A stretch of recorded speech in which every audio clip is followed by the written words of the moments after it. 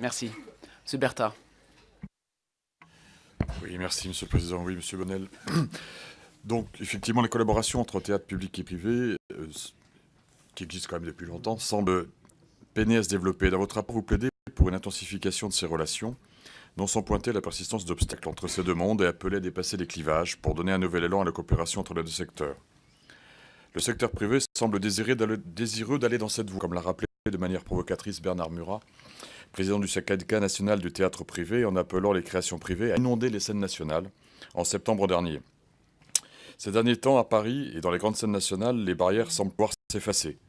Administrateur du Théâtre National qui est l'Odéon, Pierre-Yves Lenoir fait désormais partie de l'équipe de la Scala. Le Théâtre de la Porte Saint-Martin programme chaque fin de saison une reprise d'un spectacle du théâtre public. Emmanuel DeVos, qui joue au Théâtre du Rond-Point, établissement subventionné par le ministère de la Culture de la ville de Paris, sera à l'affiche du Théâtre de Recette, un établissement privé.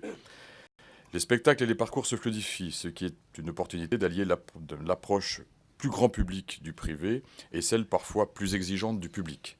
C'est un pas vers la démocratisation du théâtre. Cependant, dans cette quête de diversification des programmations et des profils, les professionnels font part d'inquiétudes spécifiques aux théâtres municipaux. De nombreux cas d'ingérence d'élus municipaux dans la vie des théâtres contreviendraient à la liberté de programmation, pourtant inscrite dans la loi. Avez-vous, au cours de l'élaboration de votre rapport, relevé ces difficultés, des difficultés spécifiques dans cette relation privée et théâtres municipaux? Et quelles sont donc, au-delà, vos préconisations pour que théâtre public et privé agissent de concert pour une démocratisation de l'activité théâtrale dans nos territoires? Merci beaucoup.